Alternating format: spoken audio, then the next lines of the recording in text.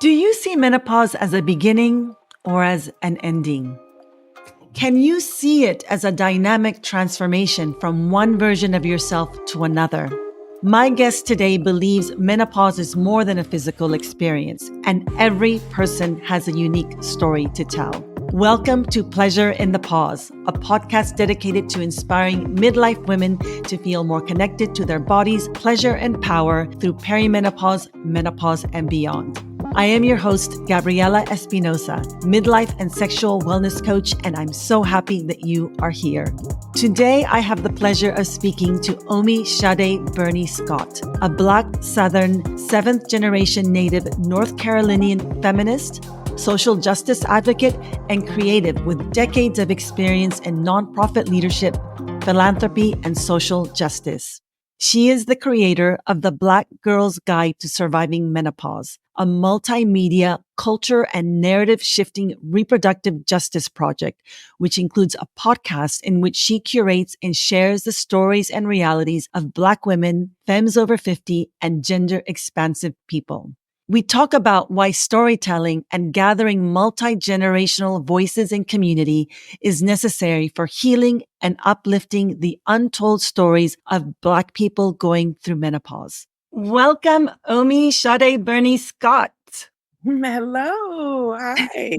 Such a pleasure to have you here. And I just want to say I'm so grateful for your voice in this narrative shifting moment we are all experiencing in the menopause space. I know that we can tend to live in a menopause bubble, you and I, with the work that we're doing, but I see it rippling out into the menoverse, the multiverse that you so beautifully allude to it.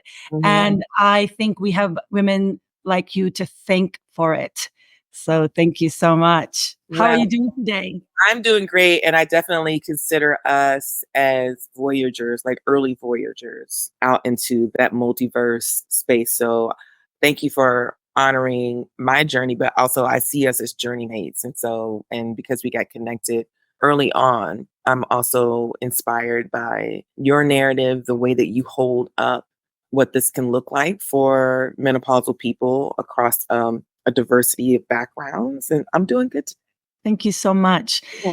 I love how true to your experience as a Black woman you are in this space and how unapologetic you are with regards to all the represented voices in this space. And there are many, so many unrepresented voices in this space. And we'll talk a bit about how that has manifested for you in your beautiful multimedia project, Black Girl's Guide to Surviving Menopause, which I spoke about in the introduction. But I'd love to start with first by asking you, taking a few steps back to a younger version of yourself and thinking about what were some of the narratives of menopause that you internalized early on, and was it even spoken about in your family of origin?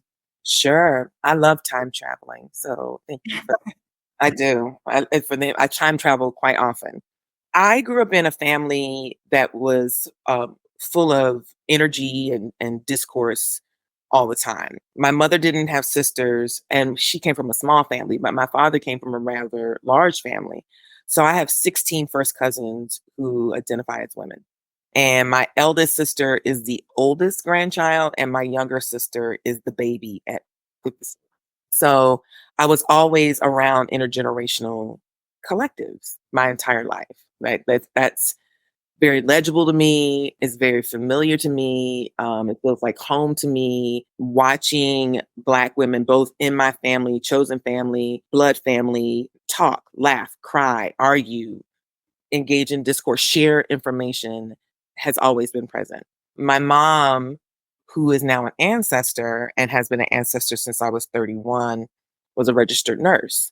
So I felt like the conversations that we had about our bodies growing up were focused more so on preparing for puberty, preparing for menarche, for our first menstrual cycles, and also preparing us to be sexual people in ways that kept us protected from being harmed or unwanted pregnancy. So my mother didn't use the language that I use today as a reproductive justice advocate, but she certainly used language that made sense in the 70s and the 80s around this is your body, this is what you can expect. We had lots of materials in our house. We had our bodies ourselves. My mom would bring home stuff from doctor's office. She was good friends with people who were nurse practitioners. And so I just felt like in that time period, that sweet spot that we were in that time period, I got a lot of good information, Mm. a lot of affirmation. Now, as far as menopause was concerned, the language that my mom and my aunties used was the change, going through the change.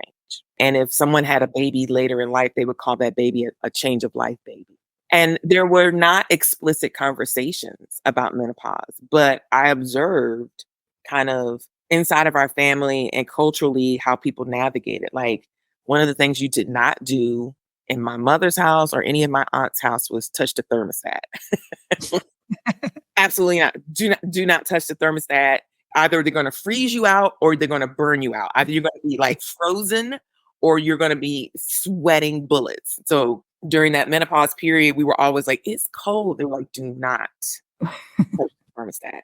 And my Aunt Emma, my dad's baby sister, she used to keep a washcloth thrown over her shoulder. So while she was cooking or while they were talking or while they were playing cards, when she would have a hot flash, she would, use it to dab her brow. And I really thought that she was being a little dramatic. I was like, it cannot be that bad. Unfortunately, I didn't get to have the conversation with her because she's now an ancestor as well to be like, I understand now what you were going through physically. I also would say spiritually and friendship wise and energetically, I got to bear witness to my mom and her best girlfriends take care of each other. Mm. How they loved up on each other, how they provided support for each other as they were navigating divorce or their parents passing away or moving or career changes. And so that was always ever present in our house where my mom's best three girlfriends would be at our house or we would be at their house. And they're not our aunties by blood, but they are our aunties by choice and by heart. And so I also see that as a way of modeling what it looks like to be a menopausal woman in friendships and how we take care of each other and look out for each other. And my mother set a really beautiful example for me. And I see so clearly how that has shaped the beautiful body of work that you do today. I know you talk a lot about being in community, being in circle, being a space holder for women, for gender expansive people, for all identities who don't really have a space to feel heard. And that has manifested in this beautiful creation of yours called The Black Girl's Guide to Surviving Menopause. So how did these stories that you listened to, that you observed, that you witnessed shape this beautiful creation? And can you tell us a little bit about how you came to create The Black Girl's Guide to Surviving Menopause? Sure, sure. I will say that I feel my mother's energy fully present through all the work that we do. There are kind of a circle of heavenly supports, I would say, my ancestral support. And my mom is definitely one of those that helps ground our work. And then we have cultural ancestor support like Octavia Butler, Toni Morrison, June Jordan, Audre Lorde, who we look to for wisdom and advice and direction around staying grounded in our values and doing this work. But I took a sabbatical from social justice work at the end of 2018. As I was moving into 2019, I was 51, moving into my 52nd year, and I was exhausted. I started working full time formally around social justice work in the mid 90s. And so that means that I've never worked in corporate America. I've always worked in an environment that was community focused. Even when I worked in higher ed for about 4 years, it was still very much community focused and thinking about students and how we're going to get these students to go to college and how they're going to be successful in their college careers. But I was tired, Gabriella. Mm. And in 2018 was a particularly challenging year for me and our family. We lost our first sibling. My brother, Fred, passed away unexpectedly. I've shared this before, but it feels really important to say again, like as we get older, there is an expectation that your parents will make their transition as they get older because you're looking at them and you can see their journey with aging. And some people's journey with aging also comes with illness or chronic issues, and sometimes it doesn't. But you know that mortality is real. But there's something different about when your sibling passes. Mhm. I think it's because it gets so close to your own mortality, right? And you're just like, "Oh, I wasn't expecting that to happen now." And I felt kind of not prepared for that. So that really hit me hard in the chest and the heart. And then we also had a catastrophic hurricane do really, really terrible damage to my hometown here in North Carolina and displaced my eldest sister, who's 20 years older than I am. And so going into 2019, I was like, I'm tired, y'all. Like, I've been doing this for a while. We've been organizing and doing, policy change and doing education in the community. And I just didn't have the energy to do it. And so I was encouraged by my community to take a break. But it was my eldest son, Che, who encouraged me to make this break a creative sabbatical. He was like, you're a super creative person, mommy, and most of your creativity has been in service to whatever organization you work for, whether that's been voting rights or reproductive justice or racial justice. Like you have baked in that work. Well, what would happen if you were creative just for yourself? And I was like, I don't even know what that would look like. He was like, well, why don't you try? So I decided that I wanted to have conversations with Black women in my local community that I support and that I respect and that I'm in relationship with. And I'm really lucky to live in a community here in North Carolina in Durham that often sits at the intersection of art and social justice. And so whenever someone is doing something artistic, they often lift up or elevate a justice issue that's baked into that. And then they'll offer it to the community so the community can experience it. So I was like, okay, cool. I'm going to have some conversations with Black women that I love about the journey of getting older. Like, how's it going for you? How are you feeling? How are you being supported? What are you learning? What's exciting for you? How are you navigating grief or rage? How are you navigating pleasure and intimacy? Like, what's something new that you want to do that you're taking a risk with? I had no intention. I want to be very clear. I had no intention of creating a platform. I just was going to take a sabbatical, do some conversation, share this information with my community, and then put my CV back out and try to figure out, you know, how to work for the next 20 years, I guess. But the universe had another goal in mind for me. And as I started having these conversations, I was like, oh, there is something really, really rich here. People want to talk about it. And the aging conversation was also the menopause conversation. I was like, oh, this is a conversation that people have not had in a more transparent way. And so we started with a podcast that then ultimately grew to be a much more multidisciplinary platform because I realized that the podcast was only going to reach a certain segment of our community. People who like podcasts, people who like audio storytelling would listen to it. But what would happen for other people who probably should be a part of the conversation, but that's not their thing? So we decided that we would start hosting community conversations. And I was like, if I did not have explicit conversations about menopause and I'm in my 50s, I wonder what someone in their 30s, 40s, or 20s thinks about this. So we started the intergenerational conversations from the very beginning. So we launched the podcast in May of 2019, and we hosted our first intergenerational conversation that September in Washington, D.C. And we just growing from there. And, the pandemic, like for many people, was a place for introspection around, are you doing the thing that gives you the most joy? Are you doing something that's meaningful, that resonates?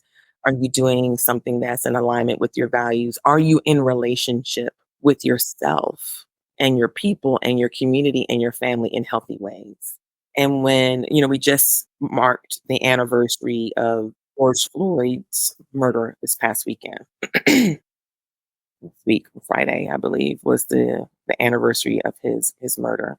And that is when I felt like there was something additional I wanted to also offer to the community. My previous work as an organizer, as a trainer, as a policy person, I would have definitely been the person who's like, okay, let's figure out how we're going to organize this and get out here and do this thing. But I'm in a different age and a different energetic and spiritual shape.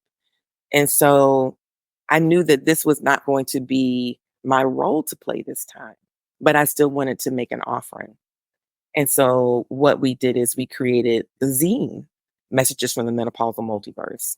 And for folk who've not read the zine, there's an assumption that Messages from the Menopausal Multiverse is a zine about, are you menopausal? Here are all the terrible things that happen to you when you're menopausal, and then here are all the resources that can help you with all the terrible things that happen to you when you're menopausal. But that's not what the zine was. The zine was and is a love note to my community from the multiverse. It elevates string theory, it elevates astrology, and it elevates the voices of these different cultural ancestors that I mentioned earlier to remind Black people and other people of color in this country that we know how to keep each other safe. We know how to keep each other safe when we are in spaces and environments and communities where it is unsafe to be in the skin you're in, if it's unsafe to be in the class that you're in, if it's unsafe for your gender identity or your sexuality, we know how to keep each other safe. And so that's what that was. And so we had these really beautiful images of collage and words of affirmation and poetry. And we presented it as an offering. It was like, this is an offering. So that's kind of like where Mm. it has been. We started off with a powerful team of 1.5 people. And now we have 10. And the team is intergenerational. We run through the generations from baby boomer all the way to Gen Z. And we have people who are postmenopausal, who are perimenopausal, who are still menstruating. We have people who identify as women. We have people who identify as non-binary. We have people who identify as queer and straight, artists, writers, photographers, video documentarians. So we have a real beautiful constellation um, on our team to help us continue make offerings to our community, because I feel like the menopause ecosystem, and I don't know if you feel this way too, can sometimes feel like it's hard to figure out where you fit in if you don't fit into a particular kind of standard or what people would consider normalcy. You know? Mhm. And so when you're looking at an offering, you're looking at information, you're looking at a lecture or a webinar or an article, and you don't see your story reflected there, it can be frustrating. It can be disappointing. And in some instances, it can feel harmful. And so what we wanted to make sure, which is I'm never, ever apologetic about being Black, ever. And I'm never apologetic about loving Black people and wanting them to be free. So we would always center from the margins, knowing full well that when you center from the margins, stories that have been invisibilized or not elevated, everybody benefits. Absolutely. Absolutely. What a beautiful story and a beautiful offering. I love the way that you position it that way as an offering, because offerings are for healing, right? They're for personal healing and collective healing. And I feel at the heart of your platform is not only the centering of stories of Black women, femmes, non binary people, but it's about healing. Yeah. It's about healing together in community. And yeah, I feel that healing component is so left out of the menopause conversation. I think yes, we're living in an incredible moment where there's so much awareness about menopause, but it really is about the symptoms and how to fix the symptoms, and give me the thing to fix the symptom. Let's fix it. It's horrible. Let's fix it. It's horrible. Don't you think it's horrible? I think it's horrible. Let's fix it. And I think it's dynamic. I think it's complicated. I don't think it's horrible necessarily, like at face value, recognizing that everybody's going to have a different experience. And some people do have a really, really, really challenging time. So that is not me minimizing or disregarding the truth of individual experiences. But I'd much rather focus on a narrative of, if you're going to go through this because you have a uterus and ovaries, because you will if you have a uterus and ovaries, how can we address this in a way where you feel like you've got good information and good support to make decisions that are in your best interest and also in our best interest as a collective as we move into a period of time where there are going to be over 1 billion people menopausal globally. Yeah, I know I've heard you say that menopause isn't an ending, but a dynamic transformation from one iteration of yourself to another. And you talk about this liminal Mhm. that requires a recalibration, right, of your body's navigational system. Yes, right. Can you talk to us about that? Tell us more. Yes, absolutely. I love you for reflecting that back to me. I feel like, and maybe you feel this way too, so let me know. When I started my period, I felt like my body was getting a lot of kind of like pre-information before my period actually started. I Mm. remember probably a year before I started my period, I was super sensitive.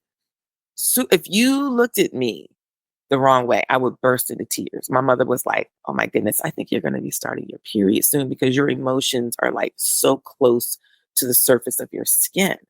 And I was like, "Really?" And I was also waiting for my period, longing for my period. It was just, something that me and my girlfriends talked about all the time. We were also super excited about it.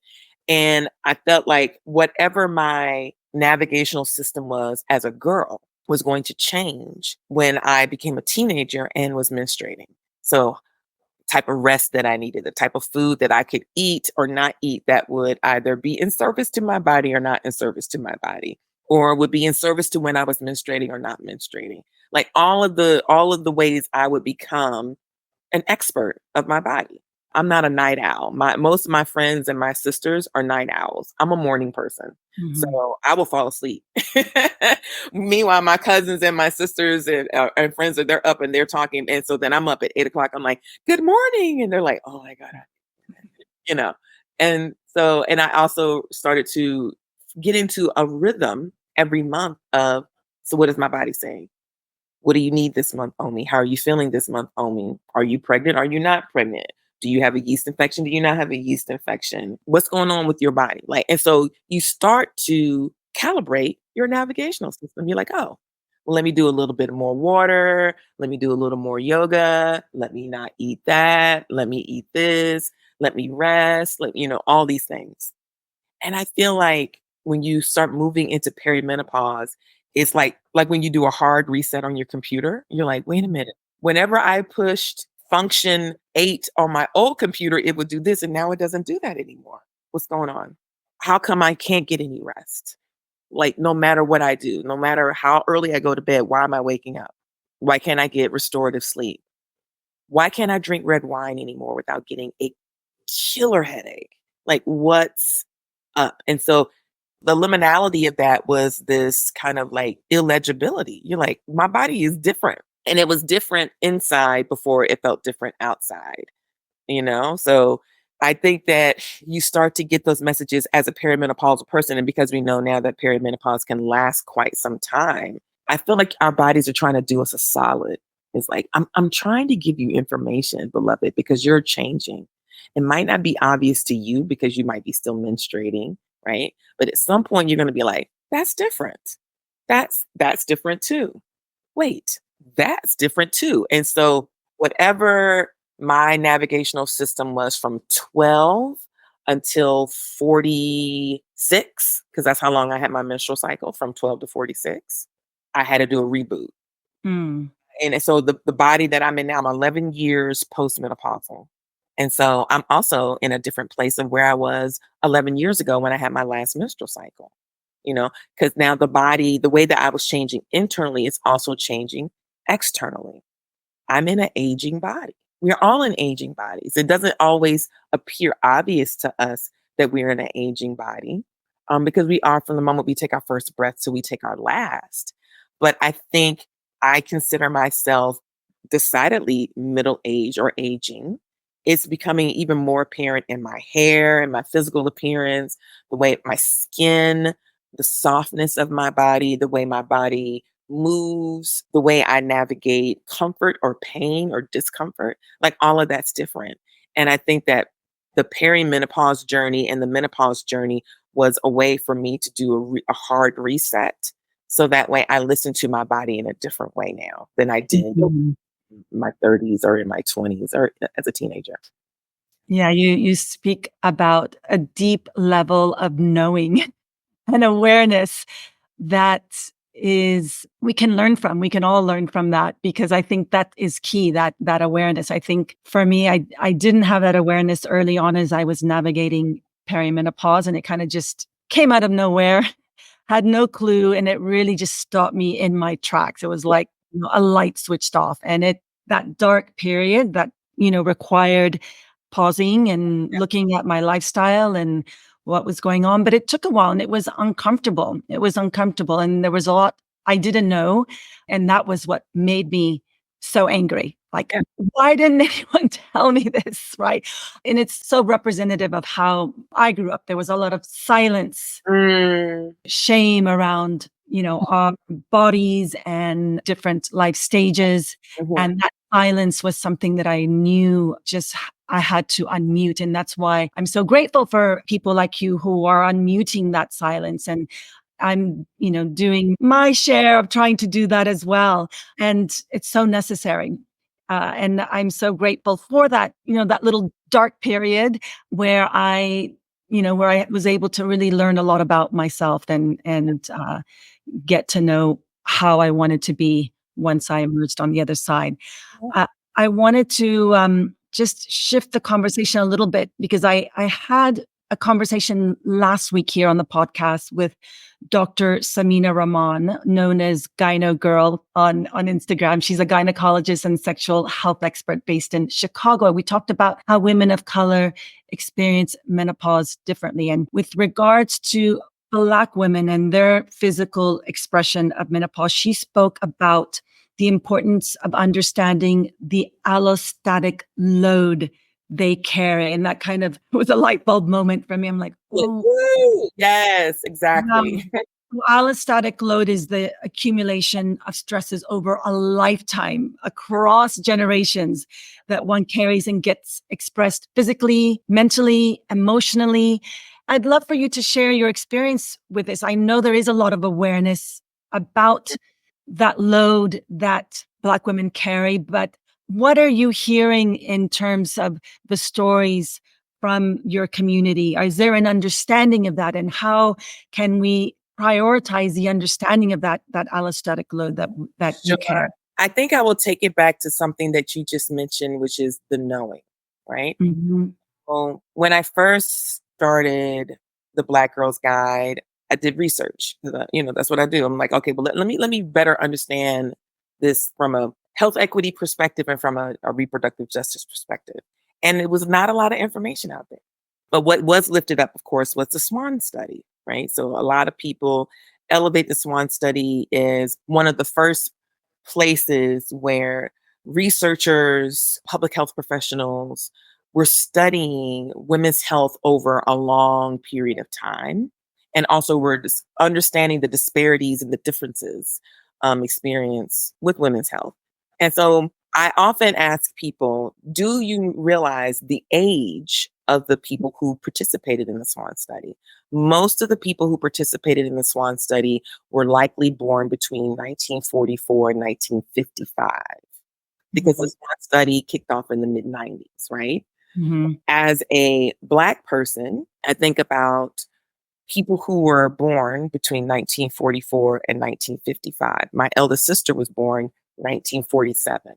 So my sister, being born in North Carolina, was born into a segregated community where blatant racism and segregation was the norm. It was the culture. You were used to not being able to live in integrated communities. You were used to not being able to shop in integrated stores. You were used to not being able to eat in integrated restaurants or travel on integrated buses or trains.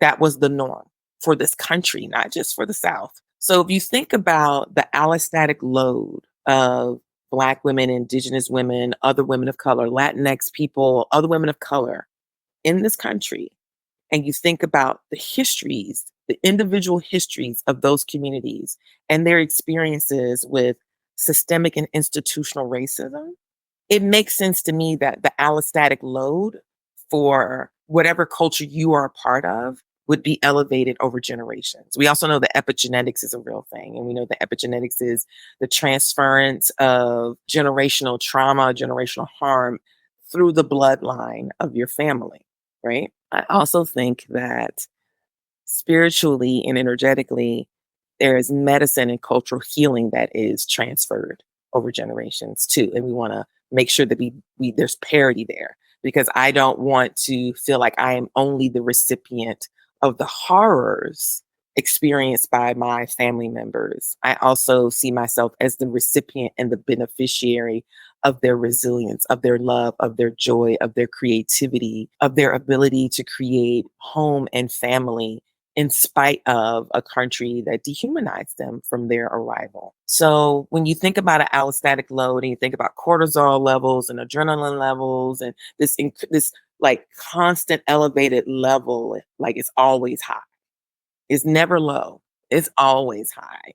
Then it makes sense to me that your vasomotor symptoms would be more intense and last longer. Because, to just kind of like blanketly say, well, Black women experience perimenopausal earlier, they have more intense symptoms, and it lasts longer, hard stop, period, without any context, could give the impression that there's something inherently physiologically flawed about Black women. Mm-hmm. Not accurate. Mm-hmm. The conversation about the allostatic load is very necessary. The conversation about cortisol levels and adrenaline levels is very necessary. The context of the political, socio-political environment that we grew in and that my mother grew up in. My mother was born in 1930. So she was born during the Great Depression. So you imagine being born during the Great Depression. You became a teenager during World War II. I'm sure that my family probably thought that the world was coming to an end. Can you imagine? Mm. You are living in a country where people are so poor, like can't find jobs, and you're in a rural area where there's also race-based violence happening in full view with no justice ever possible. And then we go to war, and there's a world war. And you're thinking, wow, well, something's going to happen. Like, I can't imagine moving through that generationally and that not impacting how I experience menopause, right? So Absolutely. there's a lot of work for us to do to bring that information center. I mean, generally speaking, for women were not allowed to have checking accounts or credit cards until the 1970s. We were toddlers, Gabriella, when women in our family could go to the bank and open a checking account without their husband's permission, open a credit card, a line of credit without their husband's permission. And if you were a single woman, you still had to have a male family member go with you to open that account. So and that's 50, there are people who are in their 50s, and this is a part of our lived experience. And I think that when we don't pay attention to history, when we're not students of history, when we're not students of policy change and justice issues, and we're only focused on physicality and the physiological changes that we go through, they don't happen in a vacuum. There's Mm. always context. Yeah, absolutely. And it's this, you speak a lot about the erasure of the experience of Black women. And I think that component is so key and so important to not be erased and to bring it front and center. And we were talking about it before we started this conversation that, if only doctors knew just that that one aspect of allostatic load. And when they have a conversations with Black women in their office, Mhm. just have that understanding, but that's going to take a long time. That's going to take a long time, right? And I'm so grateful for Dr. Rahman for bringing it to our attention.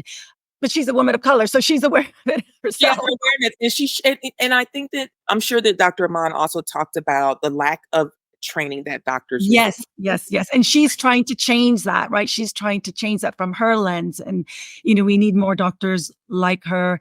We need more awareness, more people like you and us bringing awareness to this conversation, because we know it's going to be slow going on the medical front. And so with this understanding of what allostatic load, to know that we carry this, right? This is something we carry at a deep cellular level. It's not something we can shake off with a pill, a patch, a pellet.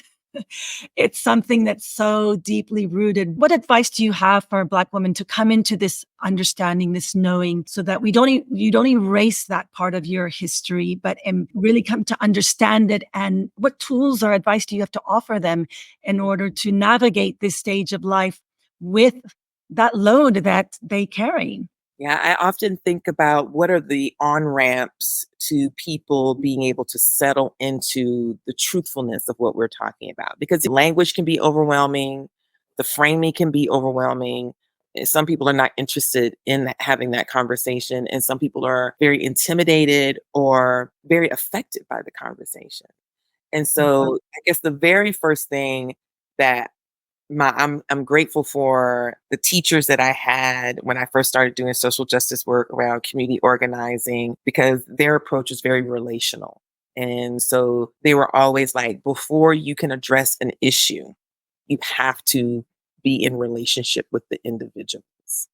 And that requires time. You have to be a good listener, and you have to create intentional spaces for people to share their stories. Now, of course, that framing is based on something called popular education. And popular education models were the models that were used during the civil rights movement as organizing models to help young people who were traveling from different parts of the country to the segregated South to register people to vote. Right. And so you don't get on a bus from New York and show up in Alabama or Mississippi or Georgia or North Carolina and immediately start using language to talk to a person about their reality. Like, they're not an expert of their reality. They know they can't vote, and they know why they can't vote.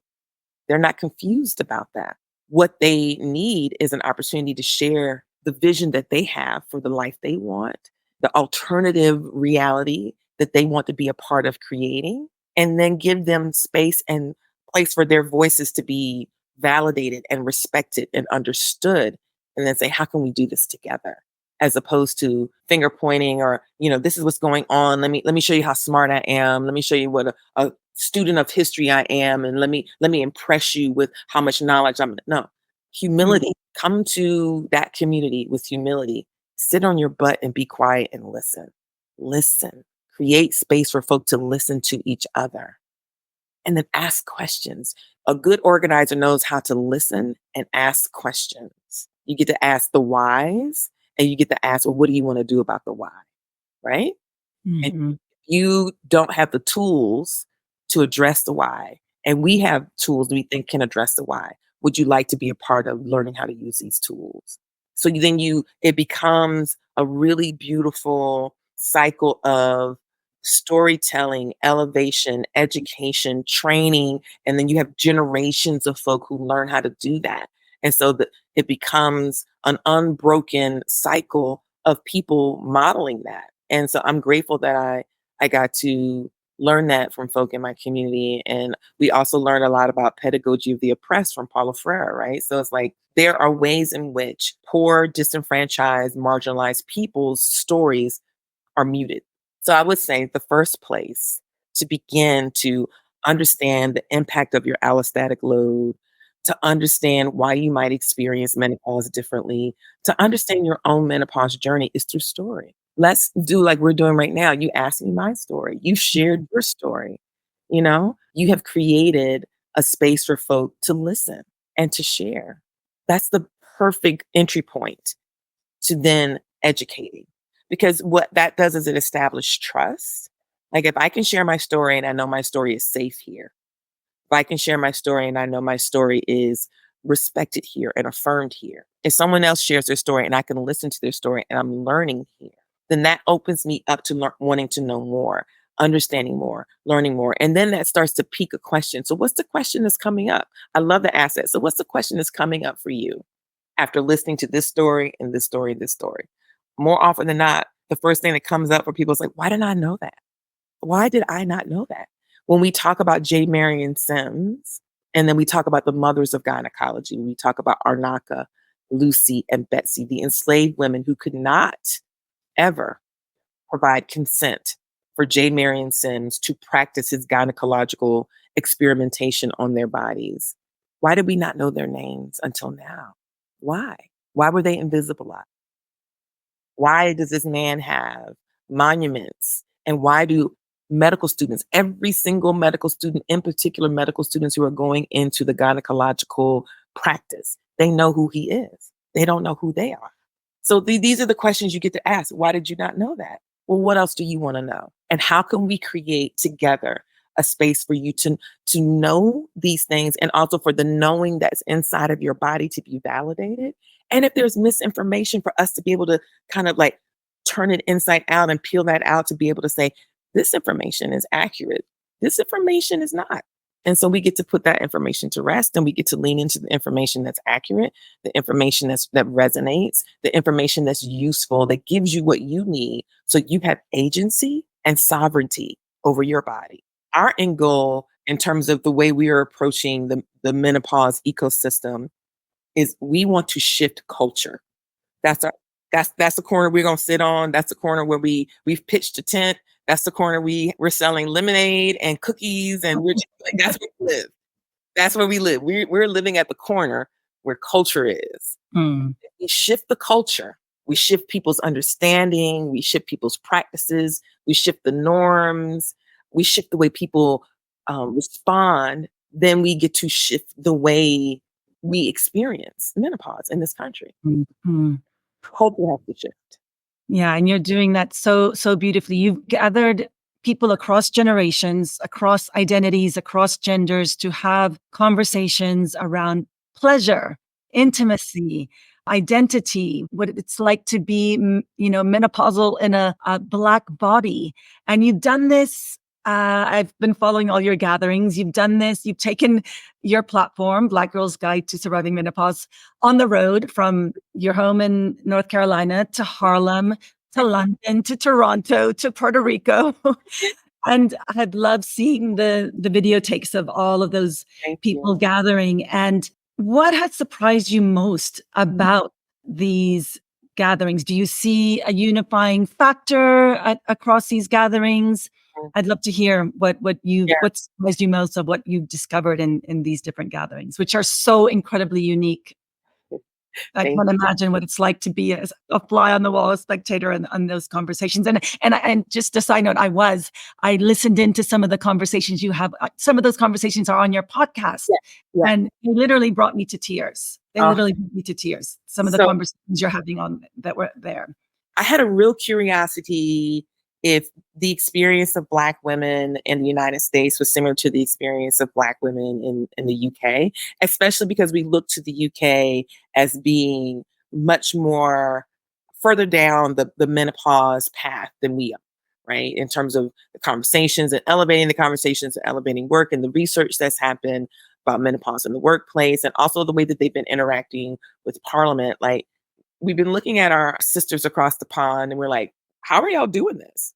So there are some similarities in terms of how people experience menopause, culturally speaking, inside of their families. So just like how we were just talking, it's like there's a very interesting way inside of Black diasporic culture, whether that is Black American culture, Caribbean culture, African culture. We've all been touched and impacted by slavery and colonization.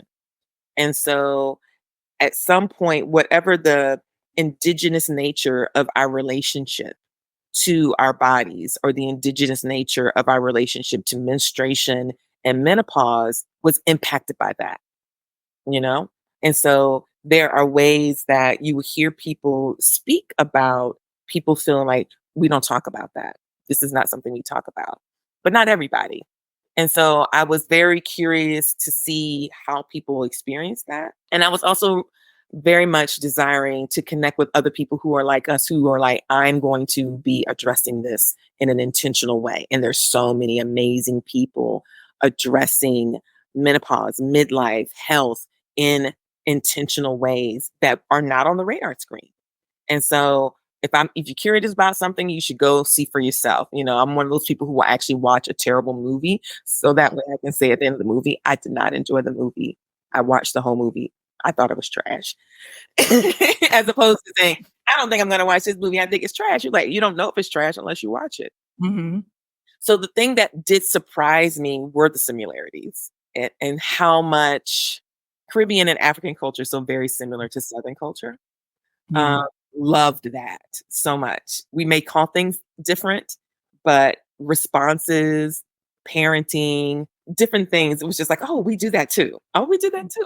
That felt really sweet. It was like going to a big family reunion and having a conversation with your cousins that you had not met before and be like, you do that too? Oh my goodness, this is so amazing. I love this so much.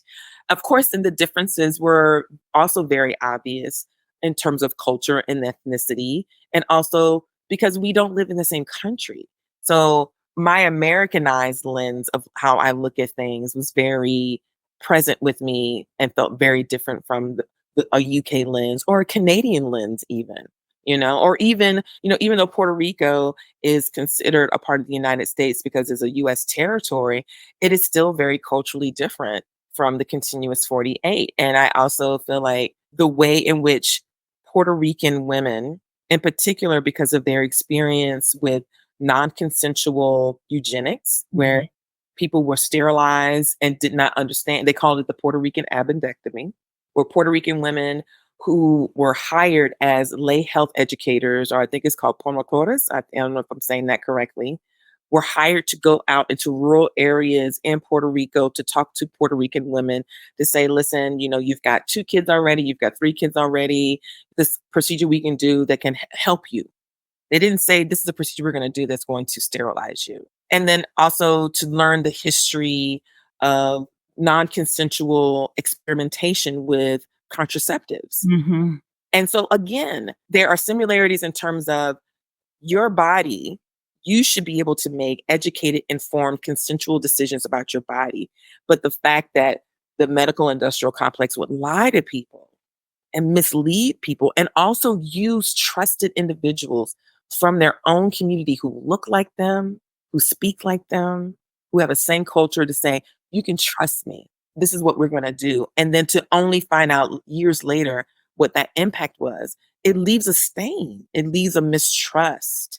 And so it was very important to listen to the history in each of these places. It was very important to elevate the very specific differences culturally, even though we all would consider ourselves people of African descent or people whose ancestry came from Africa, and we had self-identify as Black people. Our entry points into this conversation come from different places and different experiences. And I'm grateful that not only were we able to do the diasporic tour last year, but the relationships continue and we can continue to support each other and elevate each other's work and share information and resource with each other. Mm. And that message of just being able to have those conversations, right? I know some women would share that, no one's ever asked them about, menopause, and being able to initiate those conversations kind of lights an inner kind of fire of like, okay, I can do something about this. I have Right. some agency over how I'm going to experience this. And I think that message is a very powerful and uplifting one, and one that just needs to keep doing that work, Obi, right? Keep spreading that message. And gosh, I wish, you could, there would be more Omis around the world replicating this message and this model. It's so necessary. I listened into some of those conversations where, a mother having a conversation with her daughter was talking about her own sexuality, which was a very tender and very raw conversation. And I'm curious, I'd love to just shift the conversation into that aspect of Sure. having those conversations around our sexuality as menopausal people, and really turn the floor to you. I always say that I feel we have to get to know ourselves again as sexual beings as we move into menopause. And some of us may say, like the conversation I listened into, that the mother was saying, yeah, it's no longer for me. It was great, but it's no longer for me. But I feel like, maybe it can still be there for you if you get Right. to know yourself in a different way. Maybe the old version or model of sexuality is no longer valid, but we have this opportunity to get to know ourselves anew. And I've listened to other conversations on your podcast where people are talking about that, how they've gotten to know themselves, a more expansive definition of their sexuality. And I'd love to hear from you. What does it mean for you to be a sexual being in a postmenopausal body? Absolutely. We definitely from the very beginning wanted to also center pleasure, intimacy, and vulnerability. One, from a place of either claiming or reimagining that. So there are people that we've been in conversation with or community with who've never actually ever felt like they were confident about their identity as a sexual person. And people have different sexual expressions. And so we recognize that if, there's a full spectrum of ways in which people experience or want to experience sexual pleasure. And there's a full spectrum of gender identities. And there's a full spectrum of ways that we can experience intimacy that is connected to pleasure that may not be connected to sexual intercourse or penetrative sex. And so I wanted us to be able, and that's why also I love the way that you talk about pleasure and sexuality and sensuality and kind of like understanding your body and what your body desires, and that it is okay to stay open to learning what that means for you. Like, I love that you do that, Gabriella, because sometimes I think that people just need permission to be curious about that. We've had conversations with people who have shared very frankly that they've never had experienced sexual pleasure, Mm. have never had an orgasm, that most of their sexual expression was hard.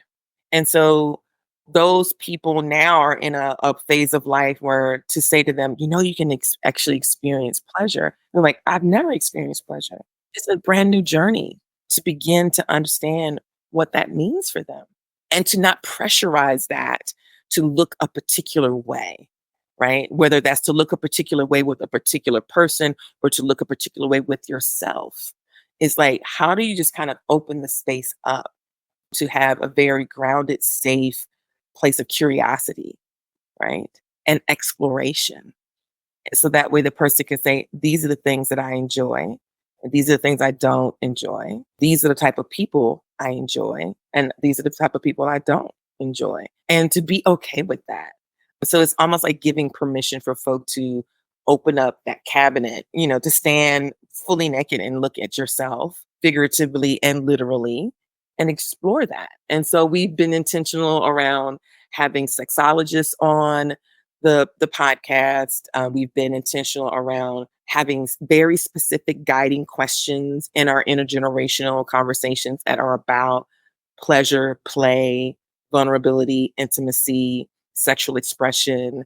We've done IG Live conversations about sexuality and sexual expression, which is also, I think, very important for the menopausal ecosystem. We don't assume that every person who's going to navigate or experience menopause identifies as a woman. Mhm. We don't assume that every person is heterosexual. We create a really large, inclusive dynamic and spaciousness for folk to explore that. So for me personally, I think that some of my sexual expression and pleasure and intimacy was derived from a performative place and wanting to be perceived as very confident in my sexuality and very confident in my sensuality, even when I was not. And I think that as I've gotten older, I've become much more comfortable with being more vulnerable sexually, which means I'm also more picky sexually Mhm. because I'm not vulnerable with everybody. Mhm. And so the people that I choose to be engaged with intimately, pleasure seeking, pleasure experiencing, sensuality, I have to trust. There has to be a level of trust for me. And then that allows me to express myself in ways both verbally. I always say that good sex begins with your mind, how you think about yourself, how you feel about yourself, how you understand yourself, and how you communicate what you like and what you don't like. Like, I think that that's just like become so much more present for me as I moved into my 40s and my 50s. I was like, oh, I'm going to be able to say to this person, I really love when you do this so much. It makes me feel like this. Or I don't like when you do this. And I really would like for you not to do that again. Yeah. Mhm. Or also to be like, I don't ever want to actually be with this person again. And that's okay too. Like not to try to repair or to navigate a sexual experience with this person. Like, I actually don't want to be with that person ever again. And to be able to experience pleasure by myself. Mhm. And, we've had conversations with people where people have been very honest about never touching themselves. Or when they did touch themselves and they were found out that they were shamed for it, Yeah. the shame and embarrassment around self-pleasure and around masturbation, and to like how to invite people to just simply touch their own bodies. And it's like you can experience pleasure with yourself. So I think that there's a wide open space for what it means to experience pleasure, intimacy, vulnerability, and sexual expression as you continue to get older. I'm so grateful for the friends and the people who've been on the podcast who've talked about their journey. This season, we're interviewing people in pairs. Oh, And so, yes, I saw that. I love that. yeah, it's super cool. And so our very first episode for the season was with Gina Breedlove and her partner, Ashley Woodard Henderson. And they are an intergenerational couple. Gina is older than Ashley. Ashley is still menstruating. Gina is postmenopausal, and they're a queer couple. And so it was really beautiful to hear them talk about sensuality and pleasure and intimacy and what that has invited for both of them in their relationship with each other, which is so important for us Mm. to hear, to have that expressed. And it's encouraging, right? To hear people say, I am experiencing probably some of the most beautiful sexual expression that I've ever experienced right now with this current partner I'm with. And I'm grateful for this journey. And I'm grateful for this opportunity to understand what I desire and how I get to express myself and how I get to experience them and how they get to express themselves. And I Mhm. love that for them. And I love that for us. Yeah, and thank you so much for initiating those conversations. It's all part of that shift of the cultural narrative of what it means to be a sexual being in midlife, in a menopause or postmenopausal body. We need to shift that narrative because it has been so loaded, Mhm. much misogyny, so many ageist narratives. And I know you're doing a great job of shifting that narrative. So thank you so, so much. Sadly, we're reaching the end of this conversation. I'm going to have you back on and talk more about pleasure. But I do want to finish by asking a question that I ask of all my guests. What does pleasure mean to you in this season of life, Omi? Ooh, I love this question. I've been thinking a lot about this. Pleasure for me at this stage of my life has to be grounded with an easefulness. I desire ease. I desire soft. I desire openness. And so the first place where I'm experiencing that is with myself. How am I experiencing softness with myself, ease with myself, gentleness and openness with myself? And then the people who I have been, I've been divorced now for 11 years. And so the relationships, the romantic relationships and sexual relationships that I've experienced since my divorce continue to give me that message. You want softness on me. You want Mm. ease. You want openness. I am an extrasensory person. So I want all of my senses stimulated. I want smell, I want touch, I want taste, I want all my senses experienced, which was not necessarily how I would have described myself in my 20s or 30s. I'm like, where's the music? Where does it smell good? What are we drinking? What are we eating? Are we feeding each other? Like, what's happening? I have very much moved into a much more luxuriating, sensual space. Yeah, you're a pure sensual. And that was not how I would describe myself when I was younger. That has become more important for me. The connection that I want to be able to have, because I know I also can get in my head. And if I am not experiencing a full body experience, my head will click in. As soon as my head clicks in, everything else shuts down. It's like, well, now I'm thinking about the bill I need to pay. Now I'm thinking about Mhm. returning this thing. Now I'm thinking about the email I need to return. And now I am no longer present with you or Mm. myself. And now my vagina has just, she's tapped out. She's like, let's just make a sandwich and go downstairs and watch TV, you know? And I don't want that. And so I deserve and desire that full attention. And I think whomever I'm partnered with should deserve that too. Yeah, that's so beautiful. That ease and sensory awareness opens so many new pleasure pathways Oh, that yeah, I never knew could be possible. I think I'm with you, Omi. We speak the same language. I just want everybody to know that good, beautiful, delicious pleasure, sex, and intimacy is absolutely possible Mm, throughout your life. I think our assumption around how it's supposed to look, which is very much colored by patriarchy and misogyny, put that to the side. Just try to figure out a way to put that to the side. And when you really get in tune with yourself and you're listening to yourself and you're articulating to your partner or partners, like, this is what I'm thinking about. What about you? It opens up a whole new world. mm. And giving ourselves permission to do that is so, so important. Thank you so much for bringing this into this conversation and for the spaces that you create. I know that you're started as a mini shift, but you're creating a massive shift in our culture to have these conversations and to really allow women, non-binary people, femmes to really embrace this season of life in a way that they can define for themselves in this really expansive way, owning our pleasure, our power, our purpose. And it really looks so beautiful from where I sit. So thank you so much. Tell us, how can we find your work? Sure. I want to first say to my Aries sister, Gabriella Oh, yes. Espinosa, thank, thank you for having me. And thank you for the invitation and for the offerings that you make so consistently and lovingly to this ecosystem that we're building together. So thank you. Thank you. I'm with you. I'm with you, Omi. So folk can, they can follow us on Instagram. We're at Black Girls Guide to Menopause, because Black Girls Guide to Surviving Menopause is too long. So it's Black Girls Guide to Menopause. You can also check out our website, Black Girls Guide to Surviving Menopause. And we have a newsletter as well. So you can go to our link tree on Instagram and sign up for our newsletter. And we put out a lot of information that amplifies some of the work we're doing, but also offers different information that we might not share on social media. And yeah, check us out. Do you have a next stop scheduled on your tour? Not this year. We're getting ready.